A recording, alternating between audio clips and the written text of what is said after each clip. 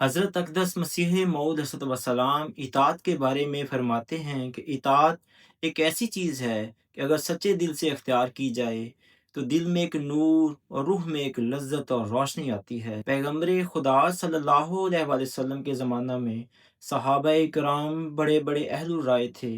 वो असूल सियासत से भी खूब वाक़िफ़ थे, मगर रसूल करीम सल्लल्लाहु अलैहि वसल्लम के हुज़ूर उन सहाबाए किराम का ये हाल था कि जहाँ कुछ आप सल्लल्लाहु अलैहि वसल्लम ने फरमाया, अपने तमाम रायों और दानिशों को आप सल्लल्लाहु अलैहि वसल्लम के सामने हकीर समझा। इसलिए तुम जो मसीह मौत की जमात कहलाकर सहाबा की जमात से मिलने की आरज़ू रखते हो, अपने अंदर सहाबा का रंग पैदा करो। इताअत हो तो वैसी हो, बाहम मोहब्बत और अख़ुवत हो तो वैसी हो। ग़र्ज़ हर रंग में, हर सूरत में वही शक्ल इख्तियार करो जो सहाबाए किराम की थी।